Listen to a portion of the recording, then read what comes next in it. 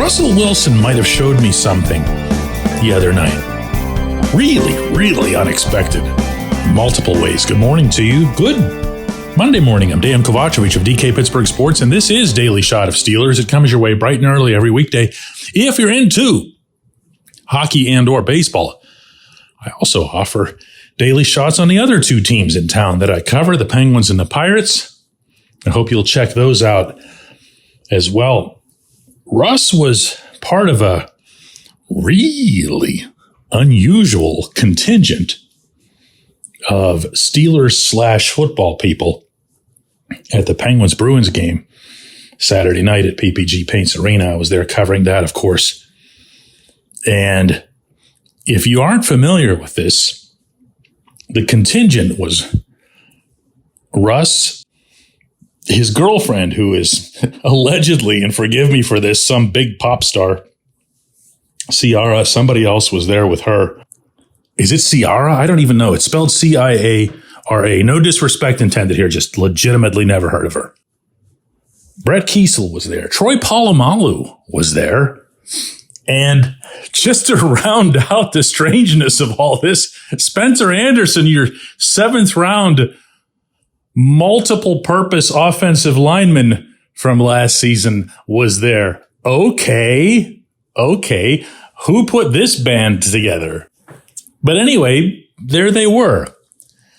And at one point, the camera, the big board camera, showed Kiesel on the screen. Now, that's a great way to get a roar out of a Pittsburgh crowd anywhere you do it. But Kiesel is a devoted, knowledgeable, and not surprisingly intense Penguins fan. So he got himself a huge roar, right? The camera then goes to Russ. And how do I put this here? It wasn't quite the same roar, which you wouldn't expect it would be. I mean, the beard is the beard. You know, Kiesel became a really, really big deal in our city. And all that personality and everything else. It shows Russ, and it wasn't quite the same. And now I'm going to engage in a little bit of mind reading here, although I couldn't know this. Russ almost looked like he was a little bit eager to change that. So you saw he started clapping enthusiastically toward the camera, and it ended in about 2 or 3 seconds. There wasn't any negative reaction. Don't misunderstand here. It just was following Kiesel. It just kind of quieted down for Russ. But he had a big smile on his face. He looked like he was, come on, man, come on. You know, whether or not he's cheering on the Penguins or whatever, doesn't matter. You could tell that he was trying, and I kind of like that. And you can also tell in other ways already, before he's taken a single snap in anger for this team, that he's trying. He's been around town. I've seen him downtown. He and his voluminous entourage, some call it a posse. I like entourage better. It sounds more positive. If I had $1 gazillion to my name, I would have an entourage. Not going to lie here. Some people will BS you and tell you otherwise. We would all have an entourage if we could. What's more, we couldn't care less if somebody did call it a posse. But Russ, he's got his group. And it's a big deal. And when they go into a downtown establishment, depending on the size of that establishment, they can fill it up all by themselves. But you know, that's cool too. He doesn't have to leave his place. He could get the penthouse of any hotel he wants in Pittsburgh from now through OTAs, through the whole season. And he could have everybody just deliver, have banquets, have the hallway to his room coated with rose petals. No, it's not what he's doing. He's getting out on the town. He's doing stuff that's visible. He wants very tangibly to be seen by Pittsburghers. And I'm here to say I think that's okay. If you'll recall, around the time of the whole Kenny/Mason/ the Seahawks and Broncos both paid Russ to go away period of this program, my chief concern was, man, that was just a couple of places where they didn't want him. Why should Pittsburgh want him? Well, he's here now, and he's doing something about that. Whether that's intentional, whether that's even conscious or not, doesn't matter. It matters that he's making that effort. I think he's already made clear in the few times he's spoken publicly yet, meaning in some official capacity for the Steelers, that he understands that this isn't an ordinary franchise, that this isn't, some expansion team or some backwater or whatever. This is the Pittsburgh Steelers. And the Pittsburgh comes before Steelers. And being respected, being loved by the fans is part of the success that you enjoy, especially at that position. And maybe he's also heard about how vocal the fans have been over the past couple of years about that position. And with a backup who's got, a couple years of his own in the league right behind him, a young guy, exciting guy in Justin Fields, and he's thinking, it's probably not a bad thing if I start off on the right foot. Oh, and while I'm at it, get in with Brett Kiesel and Troy Polamalu and find out what it means to be a Steeler. Either of those two gentlemen would do a very, very fine job of laying that out for anyone. And as long as advice is getting doled out here, maybe I could learn from Russ how to really, really carry myself with an entourage. And I'm talking about I want Morris Day in the time, the guy with the mirror. Remember the guy with the mirror? Is his only job in the band was to hold up the mirror so that Morris Day could fix his hair. I want one of those too. When we come back, J1Q. Luxembourg, Garbett, Kelly, and George. LGKG is a personal injury law firm in Western Pennsylvania that represents people hurt in car accidents or who need help with workers' comp or medical malpractice.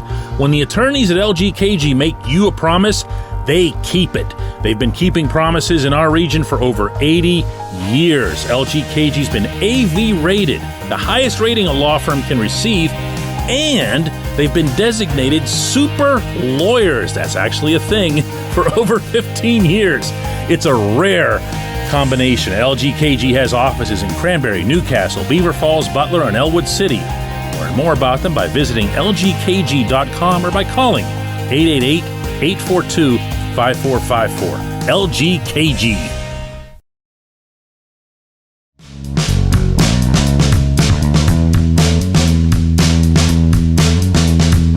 Today's J1Q comes from Brent, who says, "Hey DK, I've loved your draft insights over the past few days. Keep them coming, please. I'd like to add my own 2 cents about what I think the Steelers should do.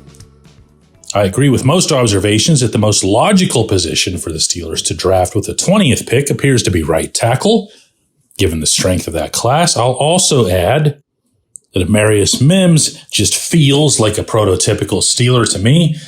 Here's an alternative option that I'd love to see play out, though. The Steelers trade down from the 20th pick and select Darius Robinson from Missouri. Robinson is just what the Steelers need to counter the running attacks of the Ravens, King Henry and Lamar, and the Browns with Nick Chubb. And Robinson, 6'5", 295, 35-inch armed tackling machine who switched from DT to DE this year. He's lab built for the typical, I love this, for the typical 5 tech that the Steelers prefer, and would slide right into Keanu Benton right next to him to help solidify the D-line into the future. Oh, man, dude, this goes on for a while. I'm not really into the trading down scenarios. Certainly not discussing them in advance. To me, that feels like preliminary 3D chess. Like we're all just trying to show the wackiest possible scenario.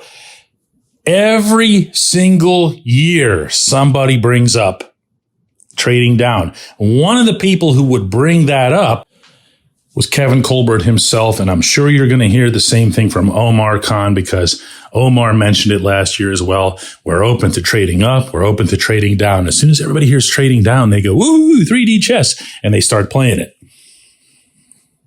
To me, if you're holding the 20th overall pick in the draft, you're not thinking about position. You're thinking about Who is the 20th best football player in the world who isn't already in the National Football League? Who is that? Who is that? Because that's the player that I want on my team. I want my pick of the 20th best player in the world who's not already in the NFL. And I want that player regardless of position. Look, I'm completely with you when it comes to the defensive line. I've had designs on this for months. Who's going to be the player who re-energizes, refuels the defensive line? Who's your next Cam Hayward? Because remember, Cam was picked later than 20th in his first round. Who's going to be the one that sustains the legacy, since I've already mentioned him on this show, of Brett Kiesel and Aaron Smith and Casey Hampton and the guys who continued the legacy of those who came before them. And again, all of that harkens all the way back to the greatest player in franchise history, Mean Joe Green. But you can't concoct it. You can't make it just materialize from thin air. The defensive line class is what it is this year. There have been other years where people were just glowing about all the available talent there. This is the opposite. This is a draft that's thick with offensive tackles, with wide receivers, as they all are, with corners for whom the Steelers wouldn't have much use. And you can't force these things. Do I have a position I'd like to see them address? Sure. Do you have one that you'd like to see them address? It sure sounds like you do from that lingo. But the best way to look at this, the most honest and candidly here, the most plausible way to look at this is to just think of who is the 20th best player on the planet. If the Steelers try to outthink themselves on that subject, then they're not going to have a good first round pick. They're just not.